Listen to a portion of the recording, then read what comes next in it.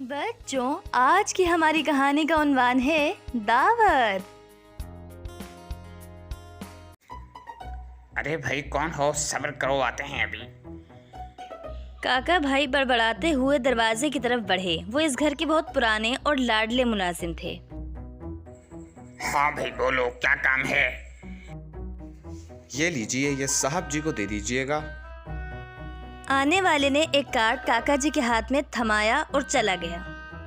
वो बहुत जल्दी में था, इसलिए काका भाई को कुछ पूछने का मौका ना मिल सका। लगता है किसी के घर दावत है, लेकिन इस बार दावत में हम जाएंगे। अजीब बात है, हमें कोई कहीं लेकर ही नहीं जाता। कहने को तो इस घर के लोग हमें घर का फर्द कहते हैं, लेकिन कभी हमें अपने साथ नहीं लेकर जाते। इस बार हम खुद ही दावत में चले जाएंगे, अकेले। लेकिन ये सब हम करेंगे कैसे?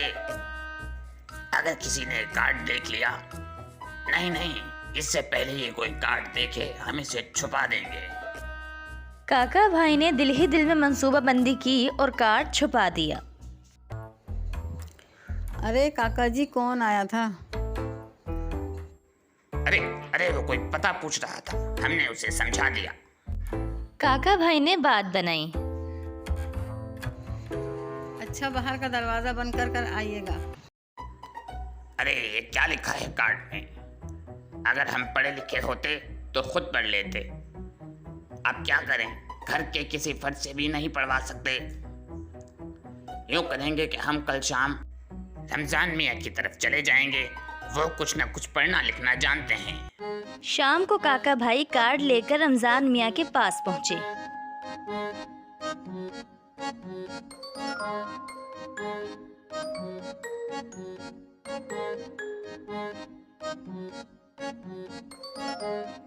अरे आइए आइए काका साहब, आज आप हमारे इस गरीब खाने पर कैसे तशरीफ ले आए?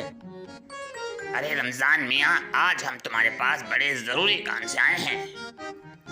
अरे काका भाई, हमारे लिए यही बहुत है कि आप काम से ही सही, पर आप तशरीफ तो लाए। चलिए जनाब, फरमाइए, आपको इस नाचीज से आखिर काम क्या है? अरे भाई रमजान मियाँ, हमारे पास दावत का कार्ड आया है, बस वही पढ़वाने आपके पास आए हैं। बस इतना पढ़कर बता दीजिए कि दावत कब और कहाँ है। अरे लाइए जनाब, अभी पढ़े देते हैं आपका कार्ड। आप फिक्र न कीजिए काका भाई, अभी पढ़े देते हैं। अरे काका भाई, इसमें लिखा है कि आपको दावत के लिए मदऊ किया गया है। इससे पहले कि वो मजीद कुछ कहते, काका भाई चिढ़कर बोले, अरे भाई रमजान, ये तो हमें भी मालूम है कि हमारी दावत है। बस ये बताइए कि हमें कब और कहाँ जाना है। अरे मियाँ, वही तो बता रहे हैं कि कोई प्रोफेसर इब्राहिम साहब हैं, जिन्होंने आपको दोपहर के खाने पे मदऊ किया है बरोज जुमेरात। दोपहर के वक्त, और वो भी बरोज जुमेरात? हो सकता है हालात खराब होने की वजह से उन्होंने दोपहर की दावत रखी हो। खैर, हमें इससे क्या लेना देना, हमें तो सिर्फ दावत से मतलब है। अच्छा भाई रमजान मियाँ, आपका बहुत बहुत शुक्रिया।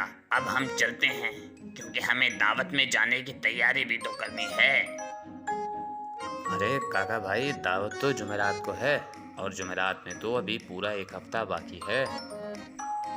अरे रमजान मियाँ, हमें मालूम है, बहुत दिनों बाद किसी दावत में जा रहे हैं, तैयारी करनी है। काका भाई ने इतराते हुए कहा और घर की तरफ चल पड़े।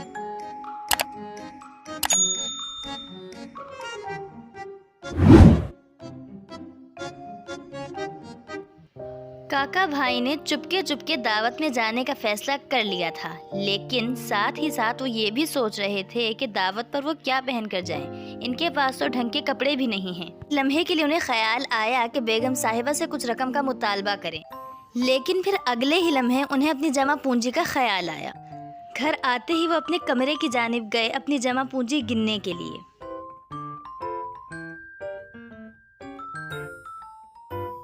काका भाई के पास कुल 6,000 रुपए निकले। काका भाई के लिए ये बहुत बड़ी रकम थी। फिर काका साहब बेगम साहिबा के पास गए।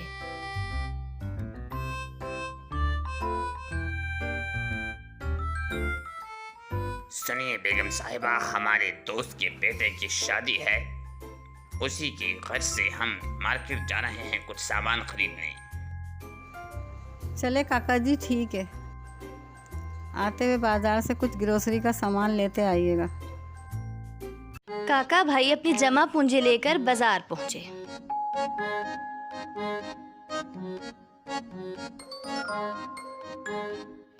काका भाई ने बहुत सी दुकानों का दौरा किया,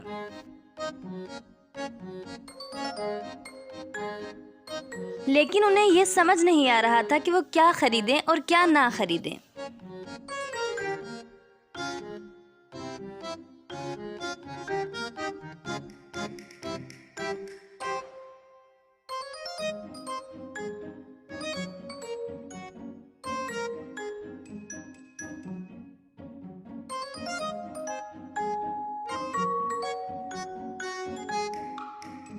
आखिरकार काका भाई ने एक सूट और खुस्से का जोड़ा खरीद लिया और कुछ पैसे हजामत के लिए बचा लिए। काका भाई की सारी जमा पूंजी इस दावत पर खर्च हो गई थी, लेकिन उन्हें इस बात की जरा भी परवाह न थी। दावत का दिन आया तो काका भाई तैयार होकर खूब बन ठन कर मुकर्ररा मकाम पर पहुंच गए। वहां एक बड़े से शामियाने में ढेर सारी कुर्सियां लगी हुई थीं और कुछ मेहमान भी आ चुके थे। काका भाई एक कुर्सी पर जाकर बैठ गए और सोचने लगे कि वो मेज़बान को किस तरह पहचानेंगे। वो तो कभी इनसे मिले ही नहीं।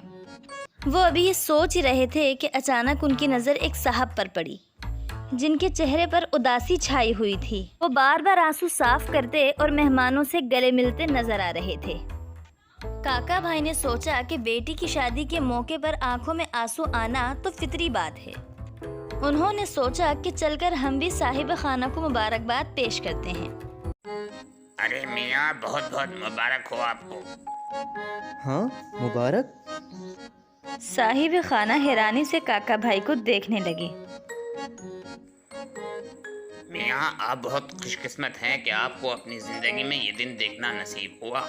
अल्लाह ताला ऐसे दिन सबको दिखाए, आमीन। ये कैसी बातें कर रहे हैं आप? मेरा दिल अंदर से फटा जा रहा है और आप मुझे मुबारकबाद दे रहे हैं।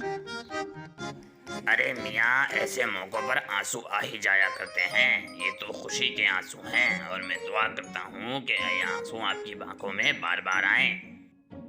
आखिर तुम हो कौन और ये क्या बकवास किए जा रहे हो? यहाँ मेरी बीवी मर गई है और तुम मुझे मुबारकबाद दे रहे हो?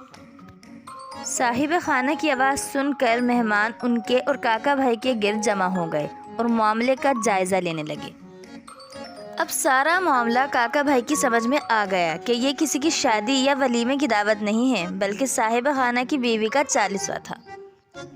काका भाई ने अपनी जान बचाने में आफियत समझी, लेकिन जब तक वो कोई तरकीब सोचते, वहाँ मौजूद लोगों ने उन्हें घेर लिया। काका भाई अपने आप को बचा ना सके और वहाँ से धक्के देकर निकाल दिए गए।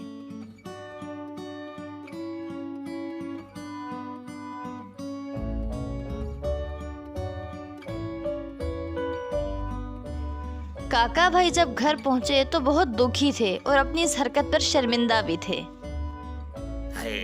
काश हम झूठ न बोलते और छुप के दावत में न जाते, तो इतनी रुसवाई न होती।